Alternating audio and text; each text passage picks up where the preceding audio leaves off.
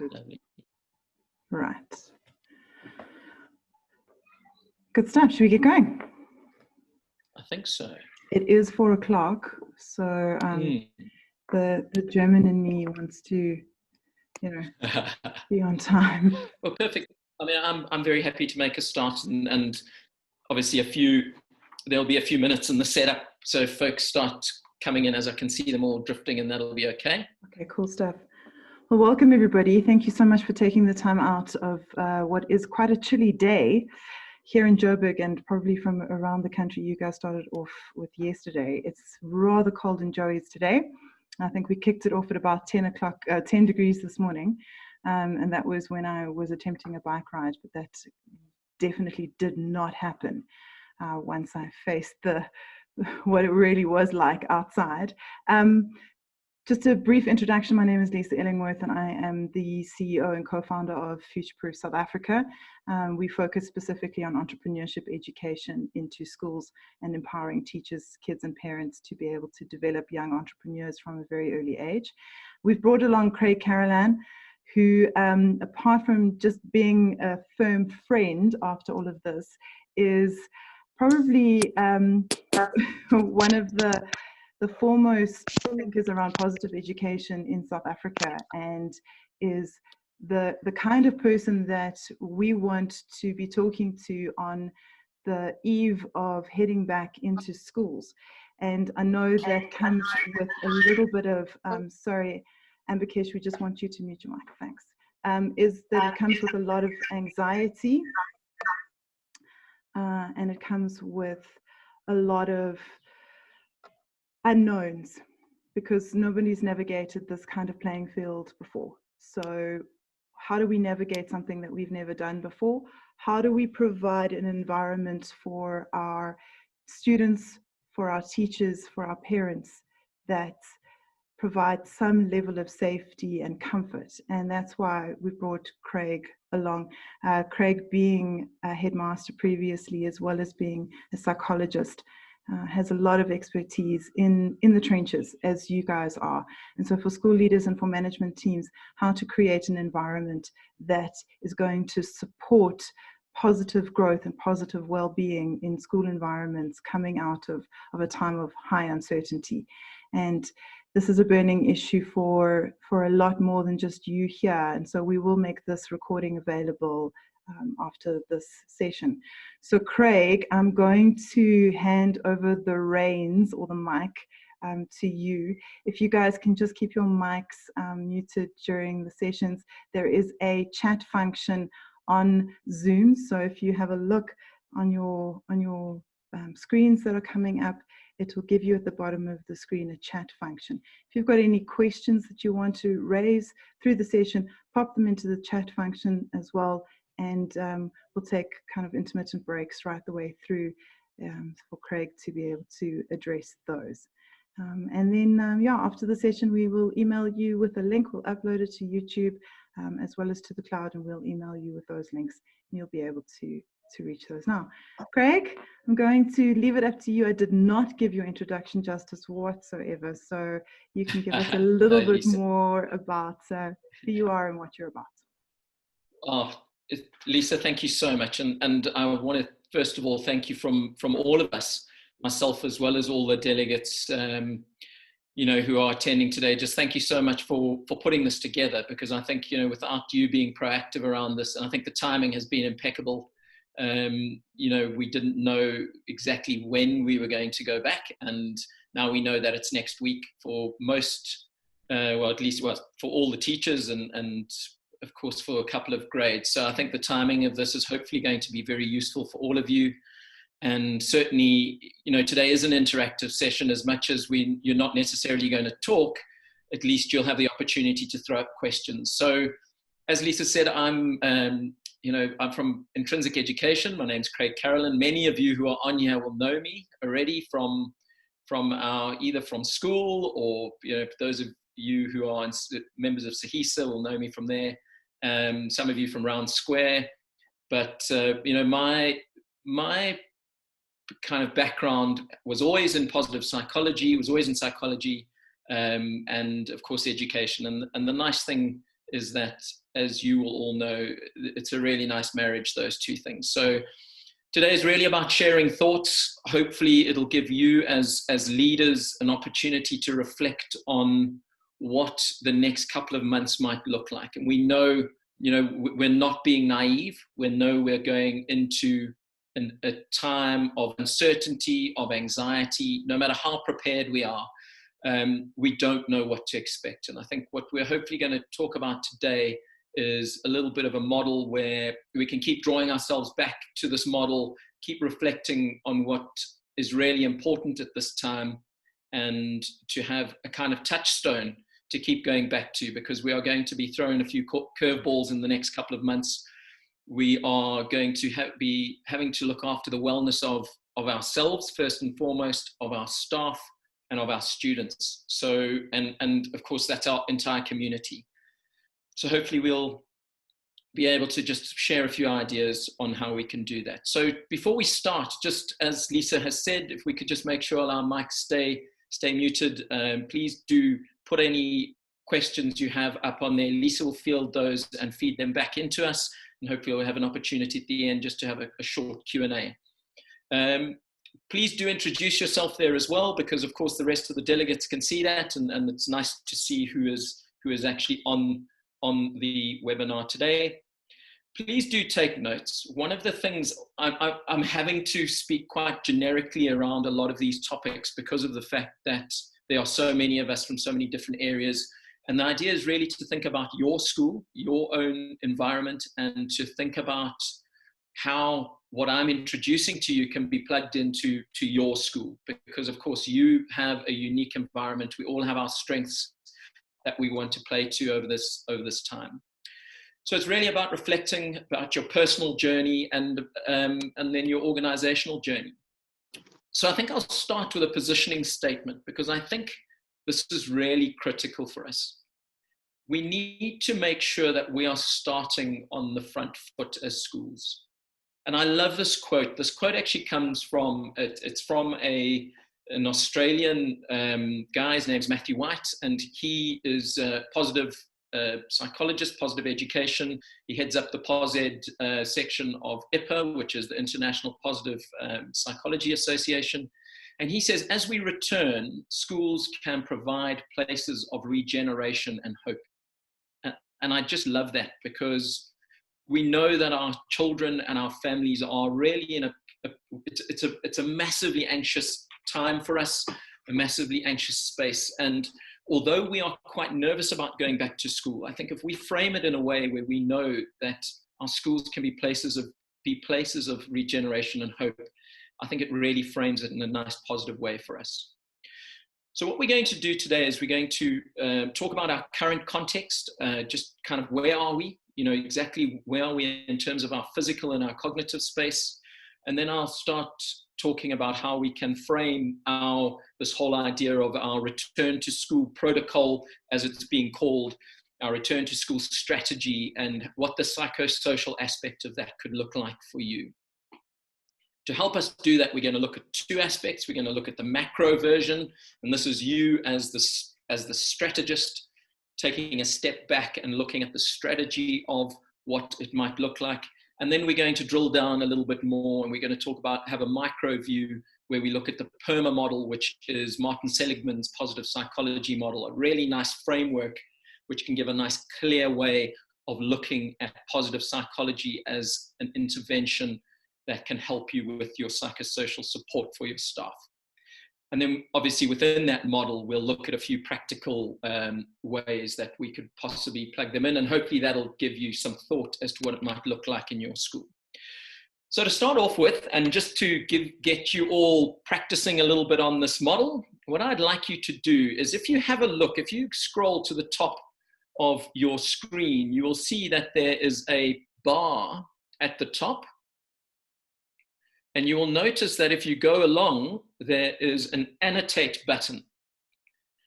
What I would like you to do is to click on that, and it opens up another little bar, and there's a stamp icon here.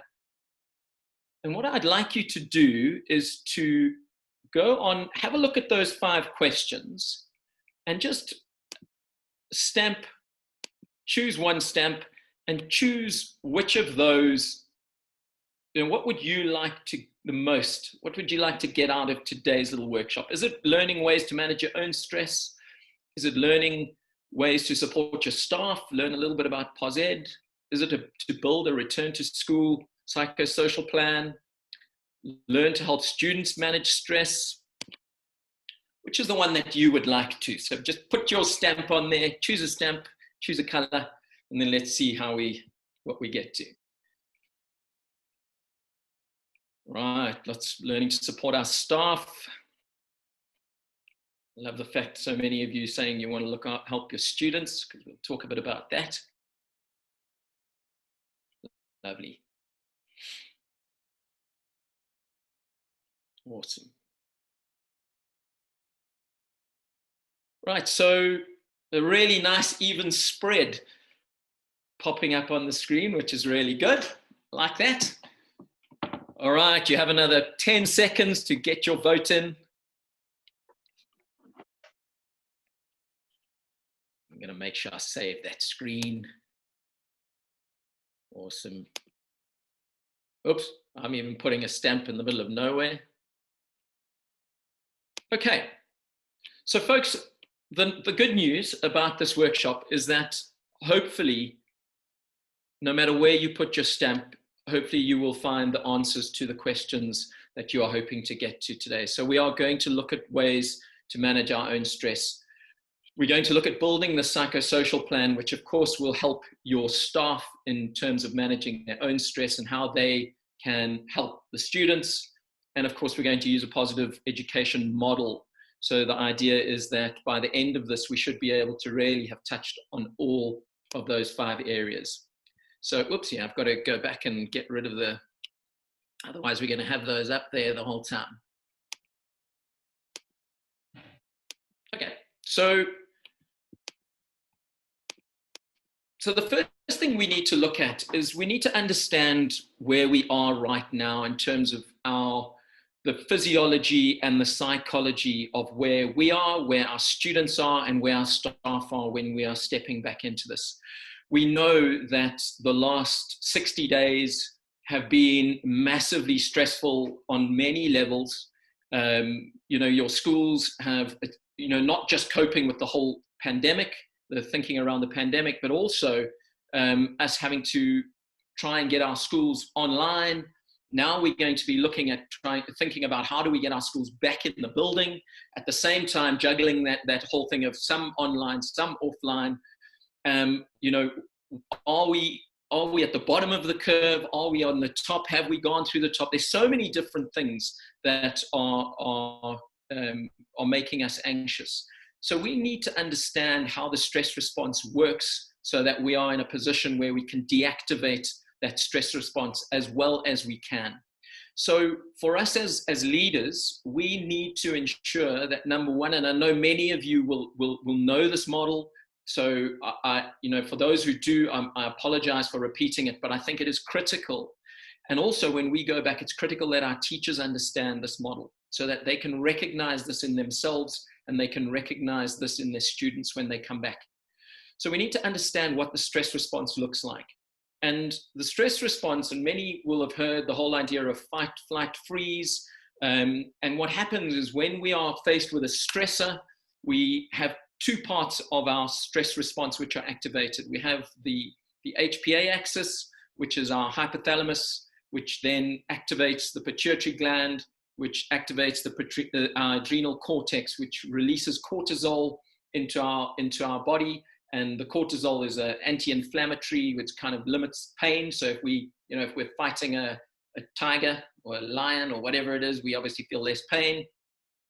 And also we have the glucose that's then pumped into our body to get our muscles to work properly.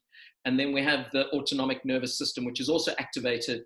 And this is that it kind of switches on our adrenal medulla, which pumps adrenaline into our body. Now, of course, that's great if we have a short-term stressor, and because of course when our system is activated, it increases the blood through the body. We're able to breathe, we breathe deeper. It moves blood away from our from our brain. It moves blood away from our digestive system because it goes to the muscles for us to be active. So all those things that happen are great if we're facing a short-term stressor. But when we are facing a chronic stressor like the pandemic, like the concern, constant bombardment of social media, fake news, everything that's been happening, kids trying to cope with being, taught at home, parents, trying to homeschool, all these different things that are leading to, for most people, probably the most heightened state of anxiety they've ever been under in terms of chronic stressor. So the problem with that, of course, is that we go through this general adaptation syndrome. We go through the stages, and we move into resistance stage and exhaustion stage, which is this area where we go into adrenal fatigue. So, normally we would be in this first good health homeostasis, and then we obviously get the stress response activated, which is the alarm stage. But of course, for us, it doesn't get switched off. What's happening at the moment, and certainly for the foreseeable future, we are going to be in this resistance. And if we are not able to kind of get ourselves back into some sense of homeostasis, we're going to move into exhaustion phase. And it's important that we understand what happens there. So in this exhaustion stage, or even in resistance stage, we're in a position where our cognitive function is narrowed. So critically for us as teachers and as leaders, we need to understand that our kids and our teachers are not going to be functioning cognitively at 100%. So here we are, bringing our kids back, having had 60 days away from school, saying we need to catch up all this work, we're all behind, and we're probably in a position where we are least equipped cognitively. Our students are least equipped cognitively to cope with that. And we need to be aware of that. We need to understand that they are not going to be, they are going to be anxious, and therefore it is going to be very difficult for them to learn. So we need to understand how we can minimize that so we can get them into a stage where they can be cognitively better. And we're going to talk a little bit about that. So I don't want to give too much away, but let's move on. So that's where we are. We're kind of in the state of anxiety. We're moving in kind of this resistance and exhaustion phase. So we need to know that. So our plan for today is to look at, like I said, we're going to look at this at the macro level, the strategy level of what can we put in place as school leaders. And then we're going to look at the micro level. Okay, so if this is our plan, what are the little bits and pieces that fit into that plan to ensure that we're putting our staff and our students in the best possible position to cope with the next, say, 6 months. And then the last bit here is this monitoring and reflecting, which is something that we'll talk about, and that is going to be something that's ongoing. So the first thing we look at is this idea of a healthy organization, and say, well, this comes from Patrick Lencioni's work, which is around establishing a healthy organization model. And normally we ask, in this healthy organization, we ask 6 questions. Why do we exist? What do we do? How do we succeed? What's most important now? Who must do what? And how do we behave? And for us, at this moment, as leaders, we should be looking at the last 3 questions. And we should be asking ourselves, what is most important now? And when I say this, this is our rallying cry. This is us looking at our strategy. And for us, our strategy now should be for the next 3 to 6 months. Yes, we might have a 3-year plan. We might have a 5-year plan as schools that we've built with our boards. But for us, the critical aspect is, how are we going to ensure that we are in a healthy position between now and the end of the year? So probably 6 months. What is our plan? What is most important in these next 6 months? Once we know what our rallying cry is, we then need to designate as to who must do what. What is your role? Do you have a champion who is going to head up your psychosocial support? If so, what is their role? What is the role of the teachers? What is the role of each person in your school? And we want to create a lot of clarity around that. And then what are the behaviors that go with this? Now, I'm going to talk quite a lot about behavior in the next few slides, because I think it is critical that us as leaders are role modeling the behaviors we want from our students. So we need to ensure, as anxious as we are, we need to be trying to operate in a place where we're not kind of transferring our anxiety onto our staff, and our staff not transferring that anxiety onto the students. So we're going to look at positive psychology and how that kind of can be used as a model. And before we do that, I think it's important that we understand what positive psychology is. It was, positive psychology as a practice has been around for a long time, but when it came into kind of being a concrete thing was Martin Seligman, who at that stage was nominated as the chair of the American Psychological Association. It's been around probably for around 25 or so years, and it really is becoming mainstream. But the thing about positive psychology is it's important that we understand that it is a rigorous science. This is not pop psychology. And sometimes people go, oh, positive psychology is all fluffy. It isn't at all. It is rigorous. And it's not just about the positive, it's about the negative as well. And it's about us understanding both sides of this, of this model. So positive psychology in itself is the study of well-being, and it's the study of flourishing. So what we want to do is we want to today look at what does flourishing look like and what does well-being look like. We know we're in a state of anxiety at the moment. How can we ensure that we are trying to move our staff as far along this continuum as we physically can under the circumstances? And there are a couple of really nice little practical exercises that we'll look at. So just some of the supporting research that has been, that really strongly supports how we can use positive psychology in situations that have been quite dire. We're trying to find situations that are similar to what we're going through now. Two major research areas that have happened in the past that support this was the first one done by Barbara Fredrickson after 9/11. And it was this whole idea of who are the people who came out of 9/11, despite the fact that they were personally involved in something. Either they lost someone in the attacks or they were in the buildings. And there was research done on looking at who are the ones that came out a year later, who were the folk who had managed to still be emotionally in a place of well-being.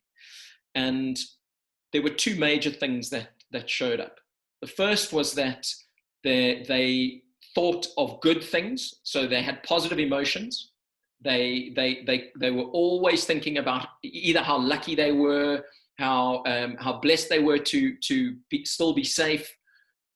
And the second thing they had was this whole idea of social connection. They had a very strong support network around them, which enabled them to be in a position of well-being. So those two things already are very strong indicators for us as to what we should be trying to put in place as we move into this new kind of, the new normal as it's being called.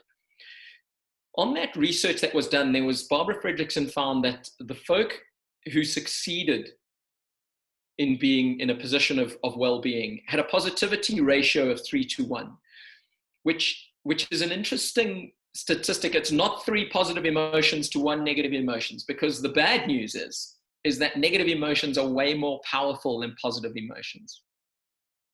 And they all kind of have a ratio. So out of interest sake, love is a very powerful positive emotion. It's probably the most positive emotion. But so the ratio of 3-to-1 was not 3 positive emotions to 1 negative. It more around 5-to-1.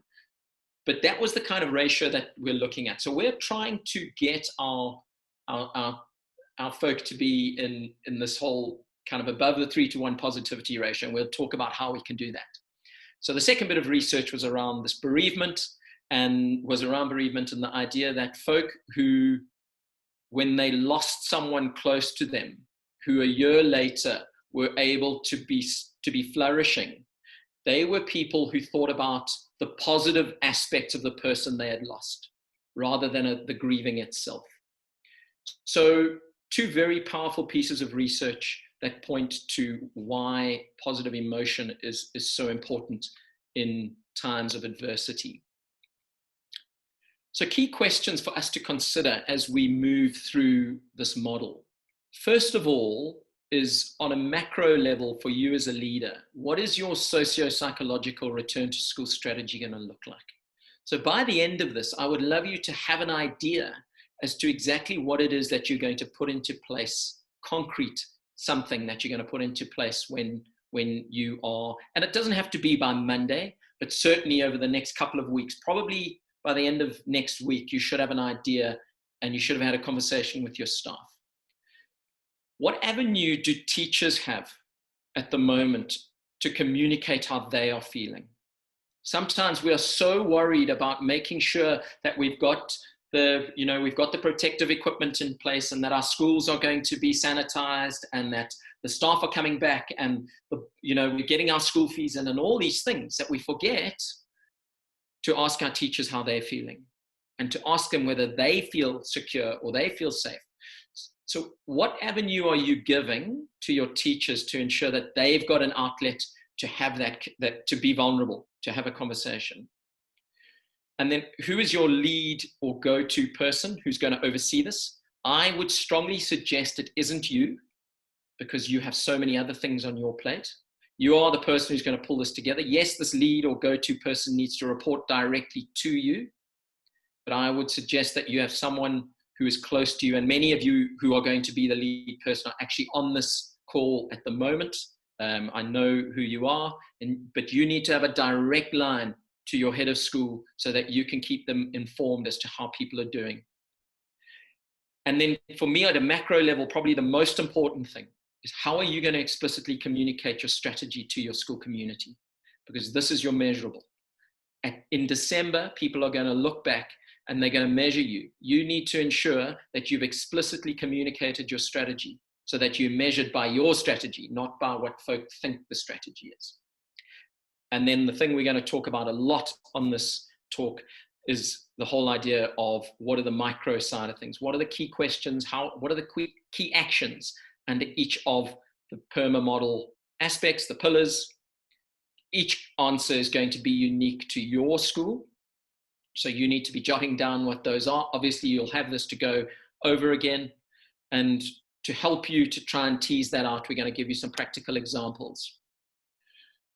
So this model is the PERMA model. Like I said, Martin Seligman, it's fairly new in psychology terms. 2011, it was first launched, and you will notice that it's called the PERMA model, but there's a V on there. And this is the latest sort of edition, which is the vitality piece, the health piece. So sometimes you'll see it called the PERMA H, sometimes PERMA V. Most people would call it the PERMA model, but we know that we've added this vitality piece into it. And today what we're going to talk about is how you can use this model to put explicit actions in place that will help you develop your psychosocial plan, that will make them nice and measurable, nice and practical, and you can communicate them nice and clearly to your community. I'm not going to go through each of the branches now because we're going to go through them bit by bit. Lisa, I'm going to rely on you if there are any pertinent questions, just to stop me. And I know this is a one-way kind of thing at the moment. I feel like I'm just talking, which is very, very difficult not having the interaction, as you'll all know, sure, with your teaching.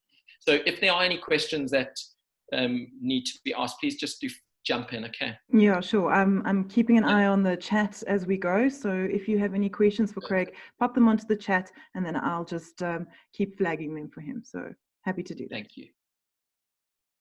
So the first part of the PERMA model is the P, which is positive emotions. And these are the really powerful things that we've spoken about in that research that Barbara Fredrickson did.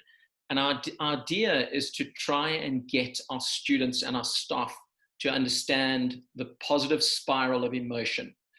The bad news is that it is almost impossible for us to be in a state of neutrality when it comes to emotion.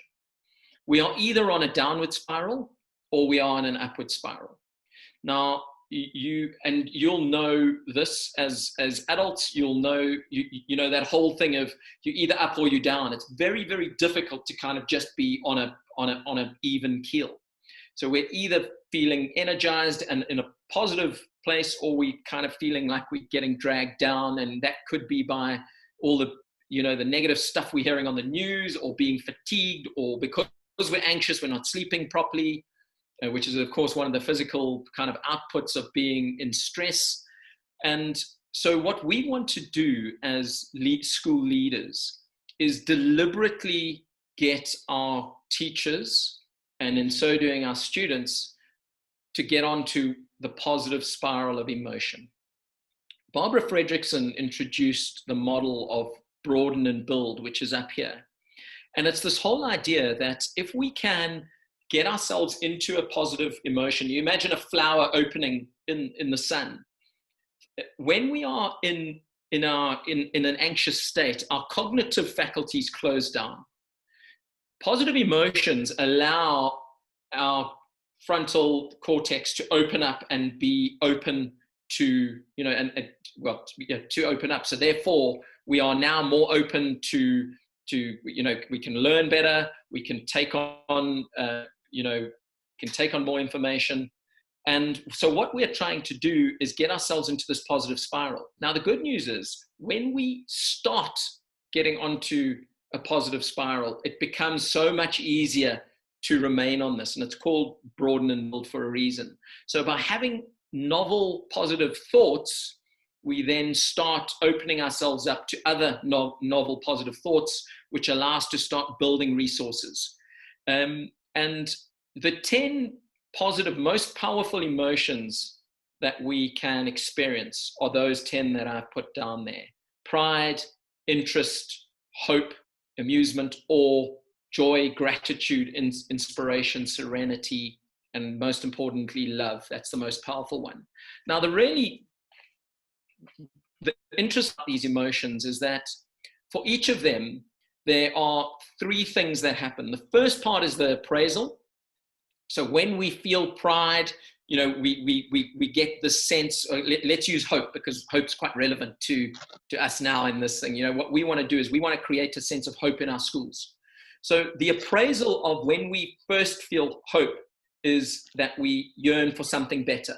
So this is the appraisal. We have a negative experience, so we're fearing the worst, but we're yearning for this better thing.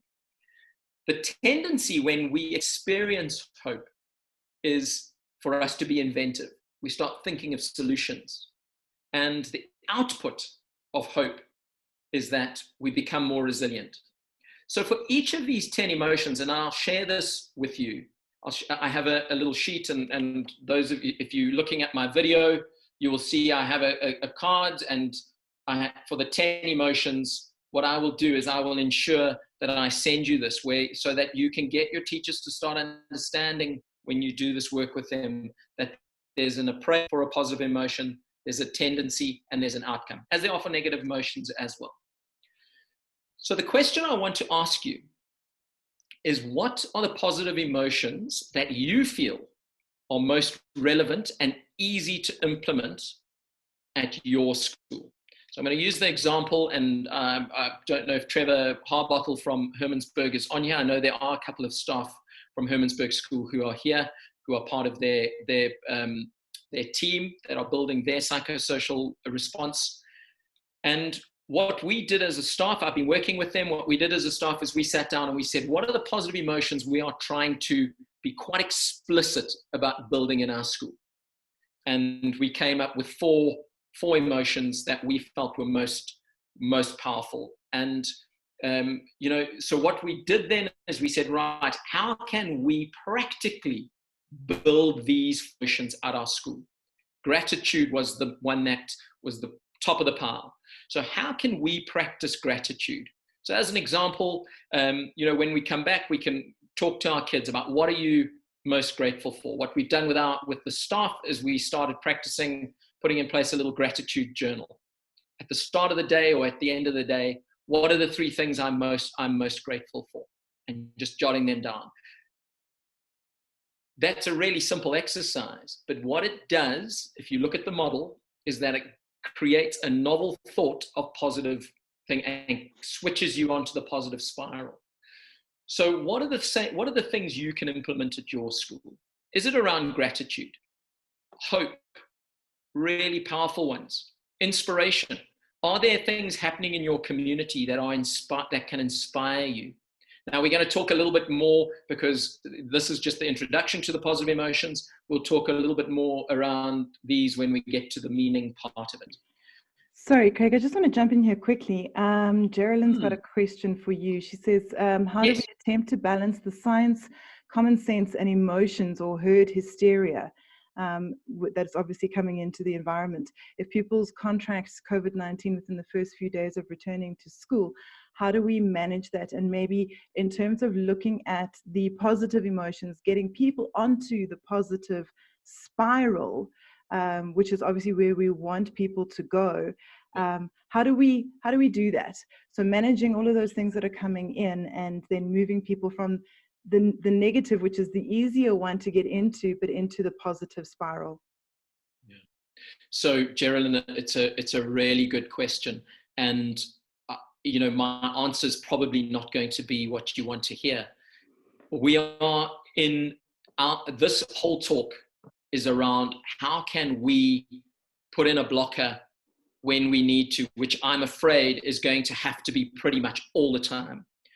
And what we are going to have to do as staff, and the reason, so my whole thing here is about, we need to be explicit about trying to create moments of positivity as often as we can. It would be naive of us to say we're not going to have heaps and heaps of negativity.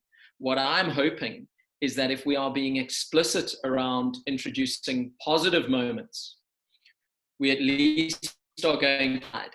We're just going to get people spiraling, at pace into this negative thing. So what can we do? We just have to keep trying to bring in positivity. We've got to keep reminding folk that there's so much, no matter who we are, no matter what happens, there's so much for us to be thankful for. There's pride in our school environment. There's pride in the people. There is hope that we are going to come out the other side, and that's got to be our focus.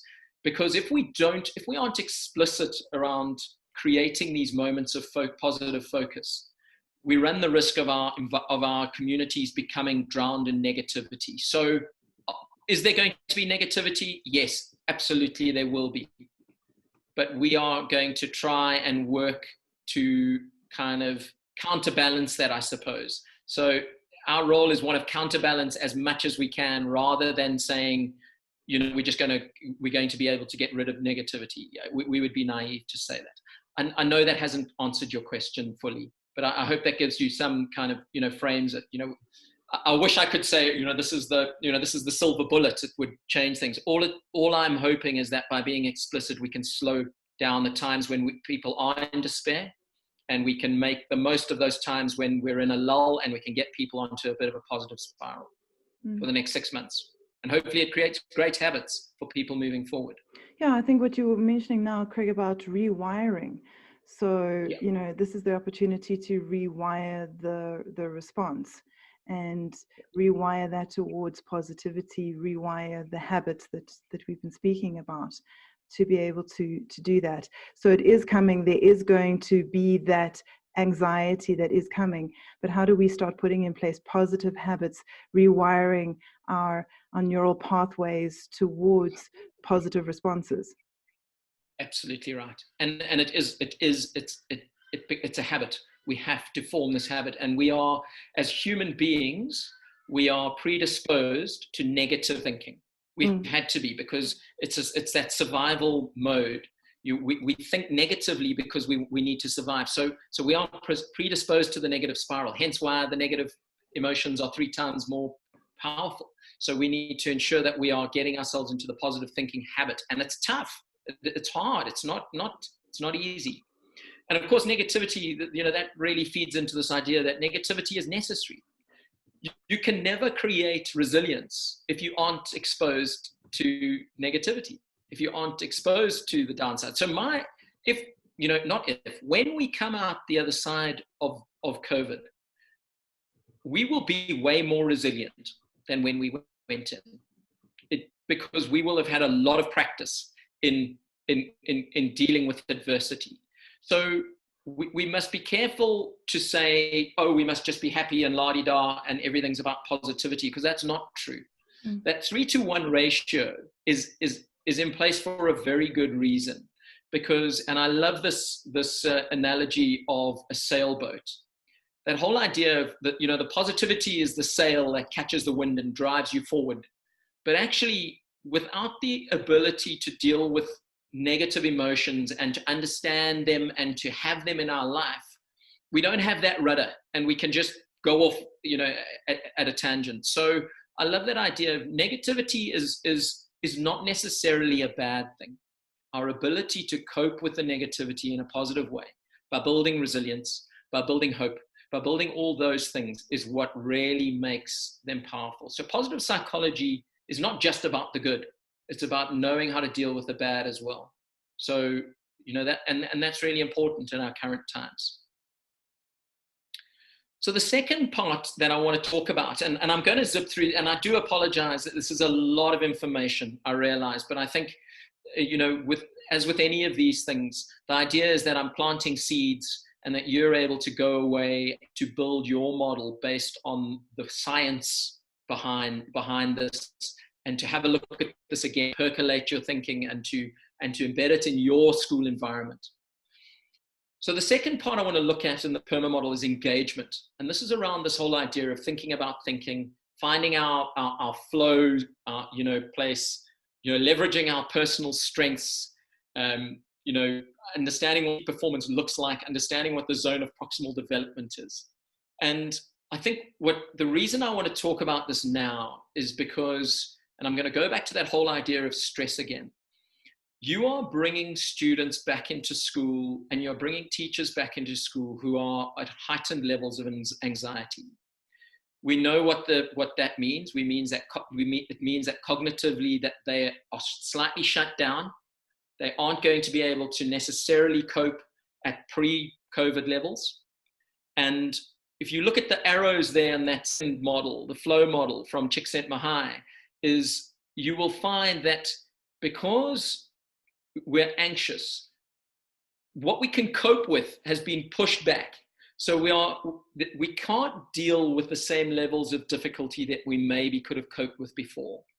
And the way that Vygotsky's model is that our zone of proximal development is going to be squeezed slightly. So the real risk at the moment is that we come back to school, and this is something you need to speak to your teachers about. The real risk is you come back to school, and because we are behind academically, we try and overload our students because we're trying to get them back on track. And that is counterproductive, because at the moment, our students are in a position where they are cognitively less able, and therefore they can cope with less than they would have had they not been anxious. So what we need to do is build their levels of self-efficacy, their ability to cope. So those the first 3 or 4 weeks of being back in school are going to be critical. Our teachers need to take it slow. I was lucky enough to chat to the head of grade 7. My son is in grade 7, and I was chatting to the local to the head of grade at our local prep school, and she was saying to me, the first 3 weeks is literally going to be going back over stuff they've done online.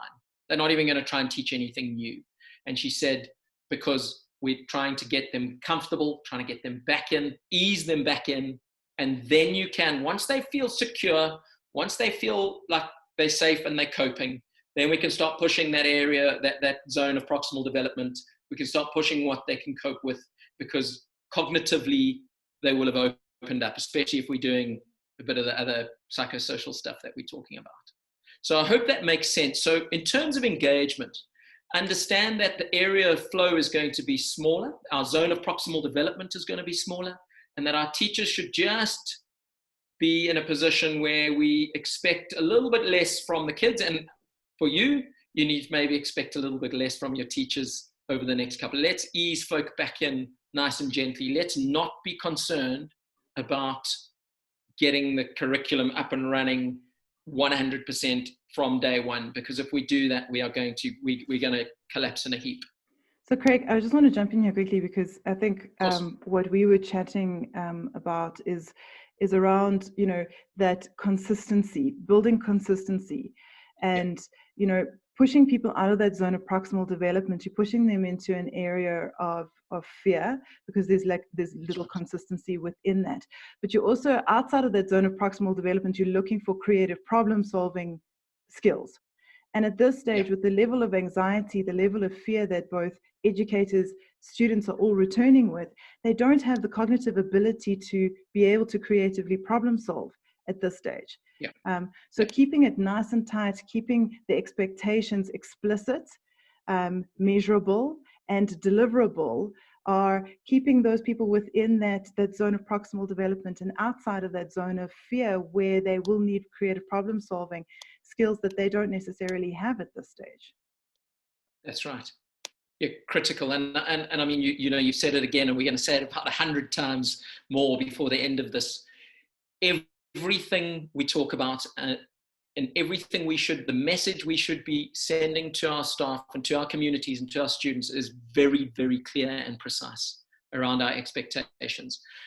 By being clear, by being precise, by setting our expectations up front, we create a safe space for them. So, Craig, what's the risk of us not setting the expectations up front? So, you know, Lisa, I mean, that's a really good question because, you know, the problem, every single person coming back into our environment has a different expectation. So if we don't, I mean, you'll know and I'm sure as heads of school and as senior staff, you're already experiencing this. You've had a child who has actually done 110% of the work that was set, and you have a child who's done 10% of the work. And you are going, so their expectations are poles apart. So what you're going to have is you come back in and we have to set the tone. So we put an academic program in place. The child who's done 110% is going to be frustrated. The parent is going to be frustrated because the child comes home and moans about, oh, but I've done everything. We're just doing this and Johnny hasn't done this. The child who's done 10% and is now thinking they've got to be at 60% is going to be anxious because they're behind. So by not being clear and by not being precise, every single person is going to have a different expectation and is going to have some level of negative emotion, whether it's frustration or whether it's anxiety. So we need to set the bar. We need to be clear as heads of school to our communities. This is what we are doing. This is how it is. This is how we're measuring it. And everything you do, and we'll talk about this at the end, is everything needs to reinforce that. Your assemblies, your newsletters, your conversations with your staff in the staff room, your conversations with the students, the teachers' conversations with the students need to do that because that creates that safe space. So moving on to the third part, the R part is this whole idea of relationships. This is something you and your teachers are very, very good at. Otherwise, you wouldn't be in this profession. Trevor, who is on this, Trevor Harbottle from Hermannsburg, they have a wonderful thing. Again, you know, I'm using them because I'm working with them at the moment around this, is that this whole idea of connection over content. That is their rallying cry that they've come up with in the next thing is when they return to school, it's about connection over content. Relationships first, academics will naturally follow. And it's not that academics are being sidelined. It's not that academics aren't important. But again, if you aren't creating the connection first, you aren't going to be able to get the best out of your students academically. So rather than it being one or the other, my argument is that if you can establish a safe relational space, if you can make sure that the teachers are operating from a position of compassion and care and all of their kindness and love and all of those things first, then you are going to get the best out of your kids in any case. And when you get to December, you're probably going to be academically further along the continuum than if you had come in and try to just hammer the academics from day one. So a couple of do's and don'ts under this. Your teachers are good at relationships. Give them a clear set of expectations regarding the fact that you need them to care. You need them to show compassion. You need them to be kind. first and foremost. Communicate that plan to them, communicate that plan to the kids, communicate that plan to the parents, communicate it again. And like I said there, if I haven't said it yet, communicate it. Sorry, Craig. To me, the one thing I wanted yeah. to bring in here, which was interesting for me, and as a business owner and leader as well, is that communicating the plan, developing the expectations, and what I wanted to almost add in there was like live the plan. Was as school leaders, as school management, if you're going to have to walk the talk. If you are putting in these expectations of kindness, compassion, connectedness, genuine care in your classrooms, as a school leader and as a business owner myself, having to live that. I need to be caring. I need to be kindful, as you explain here. I need to be compassionate and connected to my team, who are then going to deliver, and empty cups cannot pour. So school leaders, we need to be able to deliver into those cups so that we can pour into the cups of our educators, and those that then can pour into the cups of our students. Absolutely, Lisa. I mean, it's critical. And, if you look at this PERMA model, every aspect of it is built around relationships. And, and so, yes, live it yourself. If you as a leader are living this model, it puts you in a position of well-being. And, that first triangle there, whoever you want to come and learn about how to deal with your own stress. If you are living the PERMA model, you will be sharpening your saw, as Stephen Covey says. So, and if you start sharpening your saw, then you're sharpening your communities, whether your staff, and as Lisa says, you're filling the cups of everyone.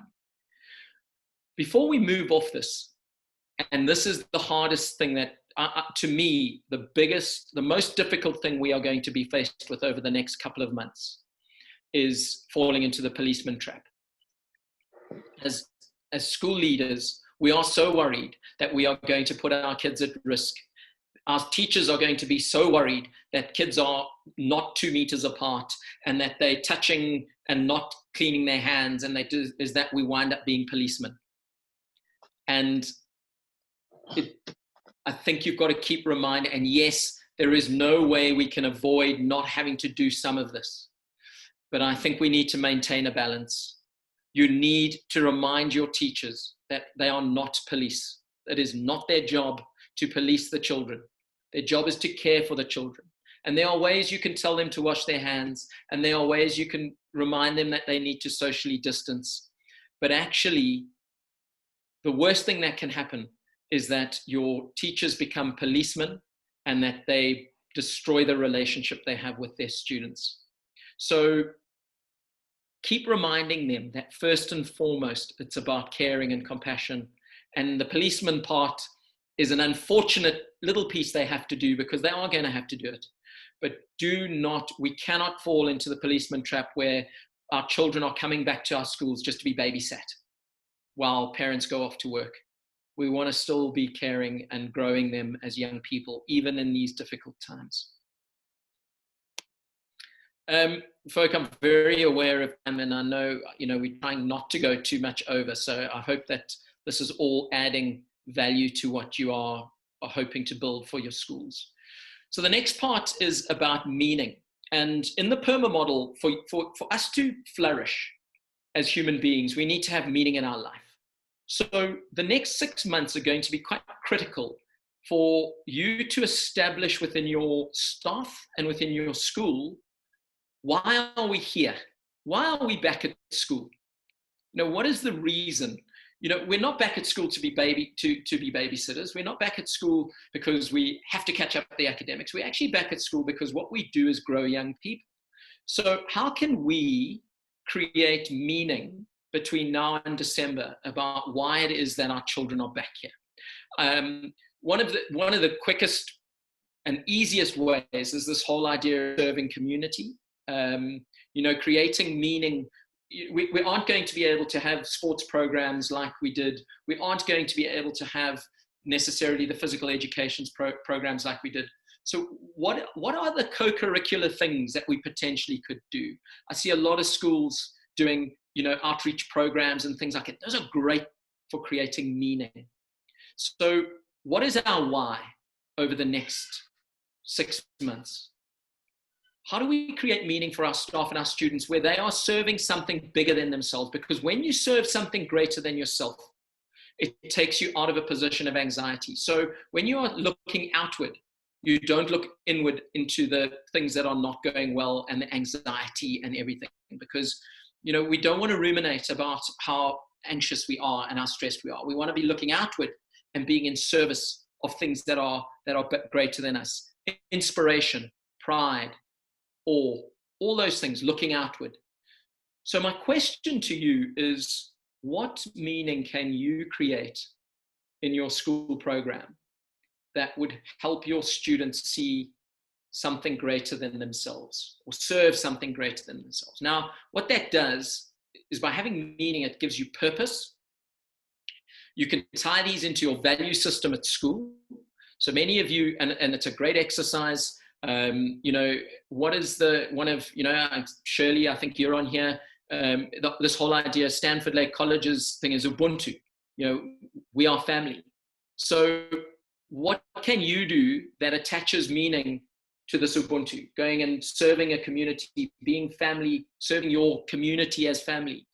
So what value system do you have at school that you can really harness now and leverage to create meaning for your students over the next 6 months?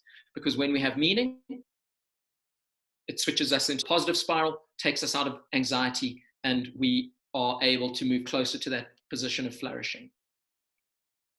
Of course, if we are doing something that's greater than ourselves, we heighten our levels of self-worth as well. And there's where pride becomes a very powerful emotion for us. So what does that look like for you? I've switched things around here because vitality is is actually the last one, but I've put it second last because I'm going to use accomplishment to tie things together. And I'm going to really go through this quickly so we can spend a bit of time on accomplishment. So the vitality piece of our PERMA model is one that's, we've spoken a lot. And those of you who've listened to my podcasts will know that I've spoken about what school post-COVID, during COVID looks like. What is the physical education and sports program going to look like at your school? You need to have a plan. I know that the Department of Education and haven't been very clear in terms of what levels each are going to be able to come back at, but you need to have some kind of plan as to what your physical well-being program looks like. There are things you can do while you are physically distancing. And remember, it's physically distancing, not socially distancing. So what is replacing your sport? Because the 4 pillars of vitality are the physical aspect, the cognitive aspect, sleep, and nutrition. So what are you putting in place for your staff and for your students to educate them around the 4 pillars of vitality? Are you doing something at school? Is it that you having phys ed still, but that you're doing it in a way where kids can still do things? Are you getting them? Are you saying to them they need to be out there? They're going home early now. How can they exercise? Are they going to set little targets? I know that some schools have got these great little programs where they're saying, right, this week is push-up week. We're going to have a scoreboard and we're going to have a little competition and people are going to do push-ups and you're going to compete against someone else. Some schools are doing it against other schools. I saw Thomas More had a great little sort of cross-country competition that they ran, where they had to run a certain distance and time themselves, and they had a lead of what it looked like. How are we to maintain the physical aspect? The cognitive side of things comes in with the positive emotions. How can we build those into our school? And then how are you educating your students around the idea of sleeping well? Because it's hard to sleep well. Those of you, I imagine you guys as school leaders are having very disrupted nights of sleep. I know I am.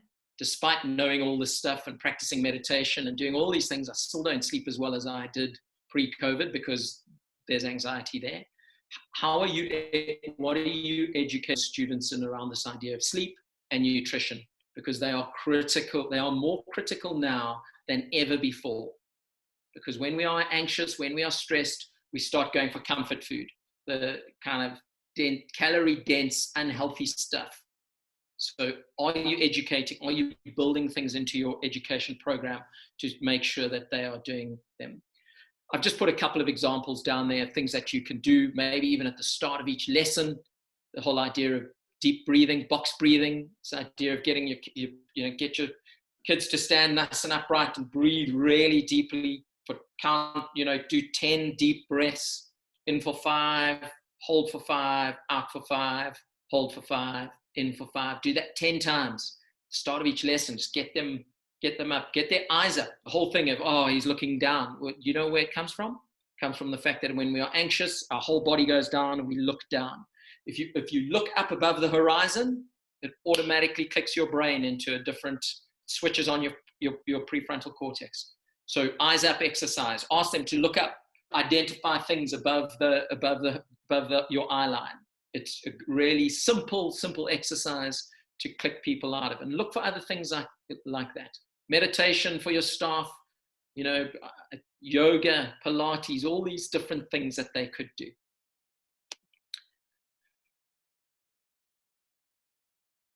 Aspect of this in the accomplishment. So if I said to you, write down what success would look like for your teachers in December, do you know what they would say? Do they know what they would say? If I said, what does success look like for your students? Do you know what that is? Do your teachers know what that is? Do the students know what it is? And the difficult one is, what does success look like for your parents? Because they'll have different ideas, and many of them, you'll know, have already told you what their ideas of success is. You should have been teaching, synchronously, or whatever it is. So my thought on this is that your success will be what you want it to be. But you can only measure it as if you put something in place right now. So you need to workshop with your staff what the expectations are between now and December. And then you've got something, you can put a flag in the sand and say, this is where we are. You can share that with your communities. You can say, between now and December, this is what success is going to look like. You can share that with your students. You can share that with your community. Because what you are doing is you're taking any doubt out of anyone's mind. And yes, there are going to be some parents who don't agree with what your version of success is. Doesn't matter. You are the expert. You are the educationalist. You will know what's best for your for your students. But the key is that you communicate it. Sit down with your staff, workshop what that looks like, collaboratively come up with this here in this part. Build a collaborative plan about what success looks like under each of these aspects of the model. Once you've done that, create clarity. Workshop it with your staff. Chat to your staff. Say, do you understand what we're trying to achieve? Make sure that they know exactly what it is that you want them to do and that they're all bought in. The third one, over-communicate that. Send it out to your parents. Let your parents know what it is you're trying to achieve. Let your students know. Take a step back, slow down, make sure everyone is 100% clear about expectations around your PERMA model, around your academics, around sport, around all those things. And then the last one, reinforce that clarity. Everything you do, your newsletters, your assemblies, your staff meetings, everything you do, reinforce that message of connection over content, if you decide on that. Whatever you decide as a staff, ensure that that's your plan. Make that safe space for you to use. So, last little exercise. What is your next step before we finish off? What is your next step around your plan? Go up to your annotate bar, choose a stamp. What is your next thing that you're going to do? Are you going to workshop these plans with your staff? Are you going to communicate your plan to your community? Are you going to build your socio one? Are you going to learn more about positive education because Craig's giving you way too much to kind of chew on in 1 hour and 5 minutes? Are you going to build a plan for your students? There is no right answer, by the way. This is for how you're going to kick it off.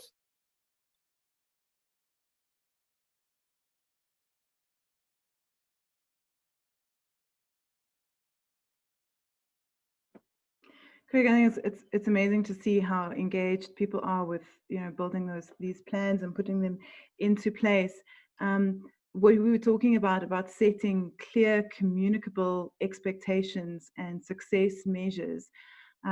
Maybe some examples of what those look like. I mean, I know in our organization, one of our success measures is creating a place where it is safe to fail, to learn, and to grow. And we have like a temperature check. So we have kind of a temperature that we'll measure, and those temperatures say, okay, cool, it's a low temperature. How are you guys feeling? Give us your temperature check. And it's a safe way of being able to say, okay, I'm feeling bad, or I'm feeling anxious, or whatever. Giving the language and codifying it in language, it gives us the channels to be able to safely communicate. This is how I'm feeling. It's acknowledged and it's recognized within this environment. And maybe that's some of the ideas, and maybe people have got some ideas of how they manage and set expectations for what people deem as sort of fluffy or maybe not as tangible as, well, these are the results we want to see academically. How do we measure and set those kind of expectations? So, you know, like we set expectations. I think we all sit down with our staff and workshop exactly what it is that we are wanting. And we set us, and that's why, you know, one of the idea is we're giving a framework here for folk. The answer is going to be, you as school leaders spend some time in your staff room now and say, this is where we want to go. These are going to be the way. These are our safety. I love that. You know, the temperature check. You know, what are going to be our ways that we do it, and it's going to be specific to your school, and it's going to be, you know, you're going to have different ways. And I think the key here is that you find your way, and then you hold yourselves accountable.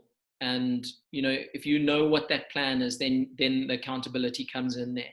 So there's no one right way, but I think clarity creates the safe space. But everyone needs to know what that is. And of course, if everyone's involved in workshopping that, then everyone feels like they've bought in to the plan. So just to finish off, so your strategy and how you create this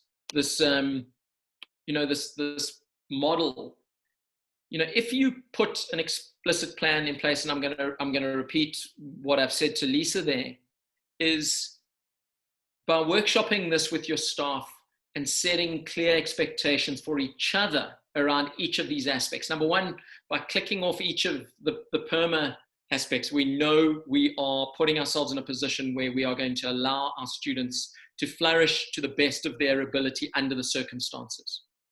We need to emphasize connection. We need to remember, if we put this plan in place and we do it as we say we are, are there relationships, we know it's relationships first. We need to highlight hope. We need to give our teachers and our students and our parents a meaning for the future. At the moment, our communities are crying out for some kind of meaning to what's happening at the moment. Many of them are in positions where their businesses are they've lost their jobs, they've all this. Our schools, and I said our position statement at the start, our schools are places for regeneration and hope. So we need to highlight hope in our communities all the time. We have these young people in our schools.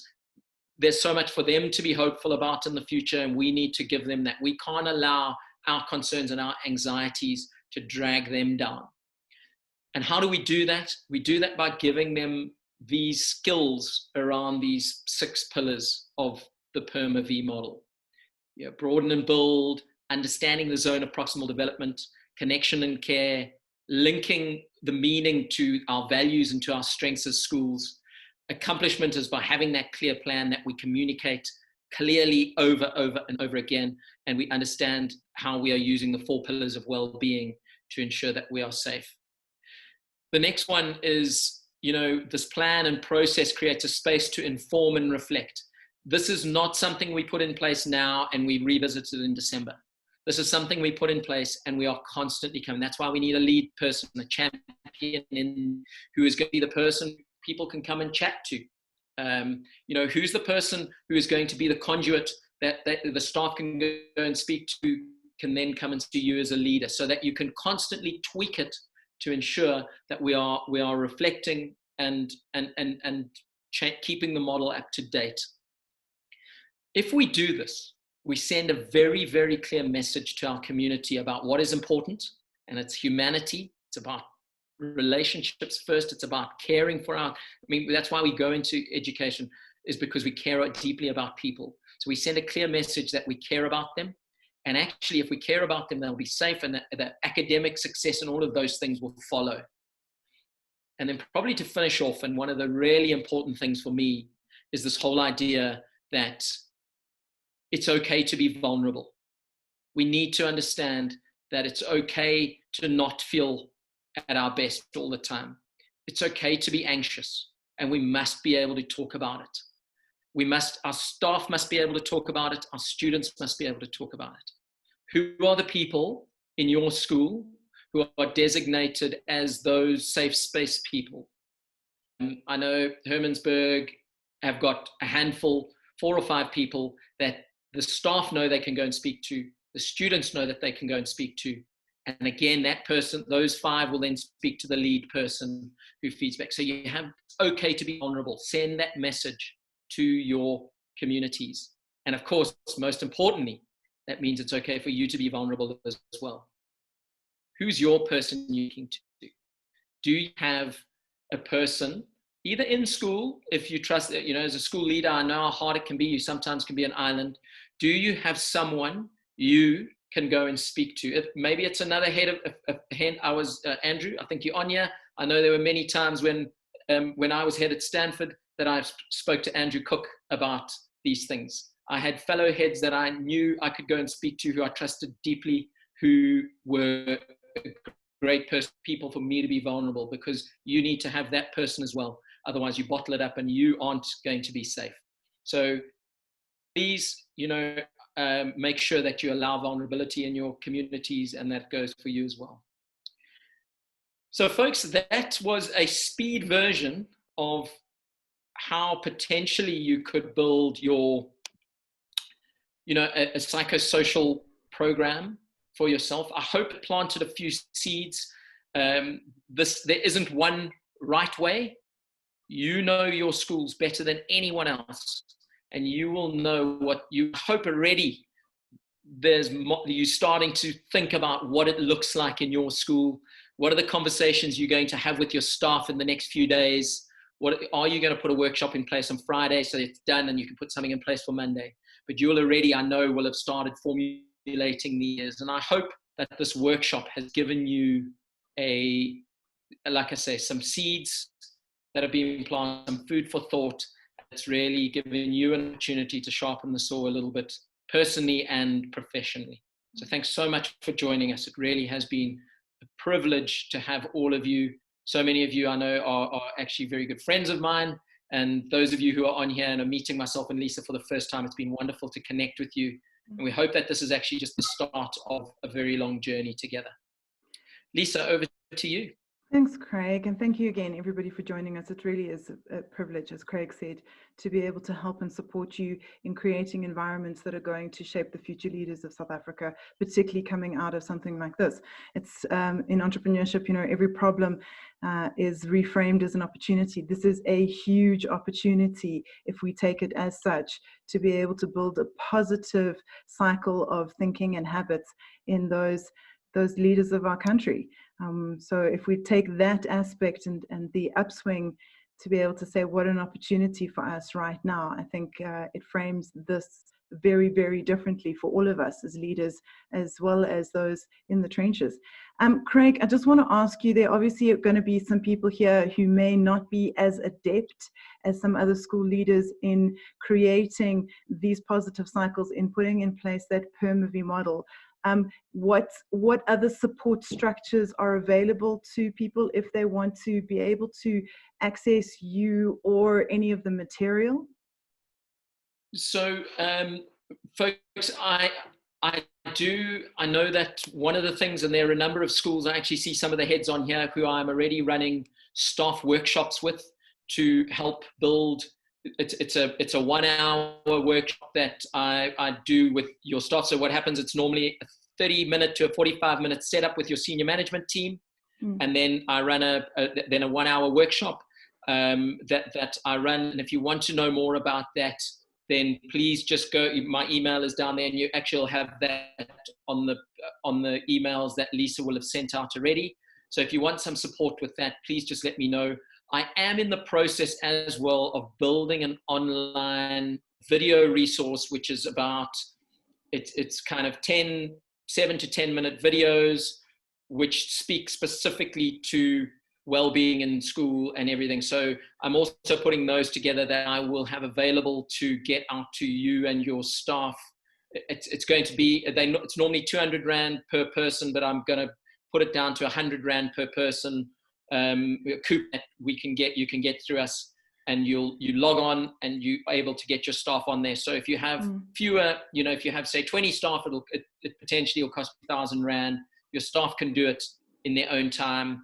And that is I'm going to be launching that at the end of this week. So if you are interested in either a face-to-face workshop where I help you build your strategy, then email me or let me know if you're keen to get on those video workshops, which obviously once you have them, they're yours and you can use. So there's those two options. Just email me and we can start a conversation around those, Lisa. And amazing. Thank you for everyone joining us. Also, for when you head back to school next week, 1st of June, please get in touch with us.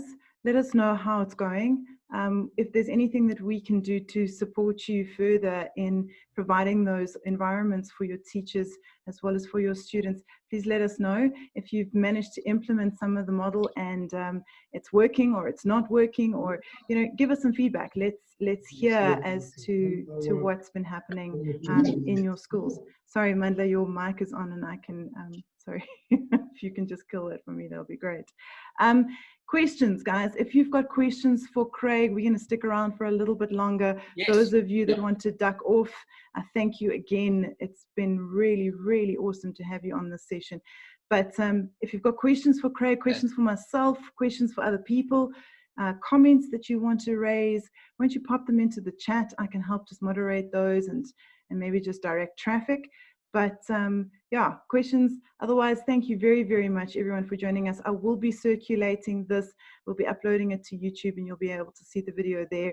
And if Craig's sweet enough, maybe we can circulate the slides as well. And yeah, so pop your questions into the chat function for us, if you have any of those. For those who are going to leave, thank you so much for joining us. It's been absolutely wonderful. And I hope that what Lisa and I have shared with you has been helpful for you in your schools, and has, I know how difficult it is at the moment. We can get buried in everything and with them getting from the departments and from, SASA and everything else. And I hope this has given you an opportunity to kind of take a step back and kind of reflect on something that is going to be quite important for us moving forward, and in your personal capacity as well, to help you keep safe. So yeah, so please, those of you who want to stick around, please do. We're not rushing off if you want to ask some questions. And then, if not, then, and actually Lisa, I think we might even be able to, depending on how many people stay, we might even be able to unmic folk if they want to ask questions rather than, I think maybe put your hand up first and Lisa can unmute you and we can ask. There, but, yeah. I don't have unmutable facilities. You didn't give me the power of God. Okay. Yeah, you didn't give that to me. Okay, so if you do want to ask a question and you're sticking around, then please just pop a question into the chat box, and we will then, I'll try and find you and unmute you.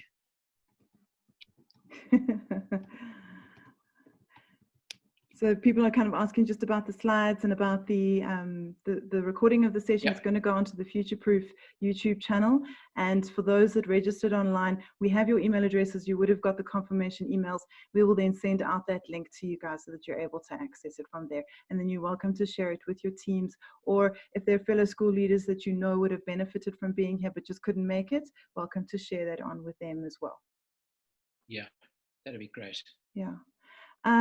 So Carolan just popped into the chat there. He would like, or they would like to just take a conversation with you offline, Craig, around making this sort of thing accessible to underprivileged schools, under-resourced schools. So Sure. we can definitely connect you there, and you can have that discussion with them through that. Yep, Carolan, I know you can hear me because I can see you in color on the thing there. So if you just drop me a line and we can have a chat and make sure you're absolutely right. Please, any help I can offer for folk who need it, I'm very happy to do that. Cool stuff. Yeah. And I see. Okay, brilliant. If you, for any other schools who are linked with underprivileged schools who you feel might benefit, just please let Lisa and I know, and we will do our utmost to support them in any way we can, for sure. It's part of the reason we're here, for sure. Yeah. Cool. All right. Great. Okay, so people are just popping in the email addresses into the chat. Awesome. Thank you. Folks, if you want, you can, okay, there's still 30 odd folks, but so Benita, the answer is yes. And maybe what we can do is connect again, we can have a chat about that, because so Benita's question is, would this model work in a children's home? I think one of the massively critical, one of the things about children who are in homes like that is trying to get them to get onto positive, into the habit of positive thinking, and how that, and it's about, positive psychology is about developing resilience, hope, all those things. So absolutely a very powerful model. As a matter of fact, I know that there are folks working in the International Positive Psychology Association who work specifically in this area. I may even be able to connect you with them directly. So yeah, please just connect with me and we'll have a conversation about how we can help you there. So Craig, I've got a question. We're going to probably head into a bit of a blended environment. Blended learning models where some are online, some are offline, some are sort of connected online, but not really in a virtual classroom. How does this model look? Is it different in an online versus offline environment? What's different in application of it? So, I think less is more when you're online. And I mean, I wrote an article recently about it. This whole idea of, I think that the nuts and bolts are the same, but I think we need to just be slightly less. We can do more face to face. So I think the teachers who are delivering a product online need to just be aware that they need to just be doing a lot less and try to do it a lot more accurately. So the whole, so can you do it online? Yes. Just be, try and connect, try and make sure that the human, we know those teachers who have been the best online teachers are actually the ones who have had a very positive relationship with their kids pre-online, and they've connected much easier with their students. So you need to maintain connection first. We need to ensure that, again, think of those, how are you generating positive emotion online? How are you, what is the engagement? How are you ensuring engagement? Zone of proximal development. We know online it's squeezed. It's the whole adage, that you need to teach half as much and twice as slowly is a really critical one around engagement. How do you create meaning online? Why are kids doing stuff? I think there's a real risk online that we dump stuff online so that we can keep our children busy because parents want to keep them busy. Yeah. more so than ever, you need to let kids know why it is important that they're doing stuff. So being very explicit about meaning. And then accomplishment, often, one of the things we can't necessarily do online, some schools are, but maybe less than most, is how do we assess?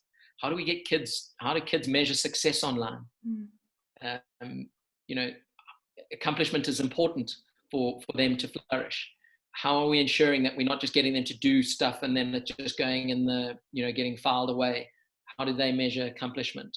So there's all those kind of things that you can. I'm actually very happy to share the article I wrote around what PERMA online looks like. Share that with folk. That'd be awesome.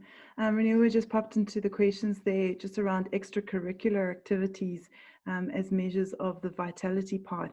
How do we introduce those without kind of rushing the process, setting expectations that might not be able to be delivered? How do we get that vitality part and the extracurriculars up and running in a safe, in a positive manner without adding to it? Because you might find that maybe there's some kids out there that they don't flourish, they're not particularly either adept or talented in those extracurricular situations, and we're adding to the mental load that they're carrying and the emotional load that they're carrying. Yeah, I think that we need to, it's on different levels, isn't it? I think those folk who are very competitive, and who those children are, you need to create that space for them. To compete with each other, whether it's that example I was using about the push-up competition. You can do it in anything. You can do, hockey. How many yardsticks can you do in a minute? And they pop them up.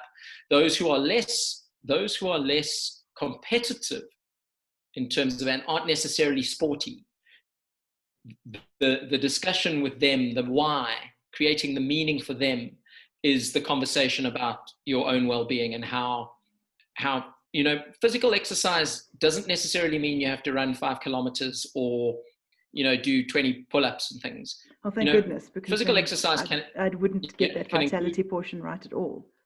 Yeah, it can include stretching, it include yoga, Pilates, all these things that are non-competitive, but the why is here's the stress response. This is how we can reduce your stress. So you're having a conversation about well-being rather than about competition. But I think you need to have both. I think it's really important to have both available for our students. Some will use both. Others will just use the well-being piece. Others will just use the competitive piece. But I think we need to make sure that we frame it in both ways for all our students. Yeah, very wise there. Yeah, Erica van Zyl from Perez says that on Facebook we should look at the laughter yoga session. I think I'm definitely going to check that out. Definitely going to go check that out.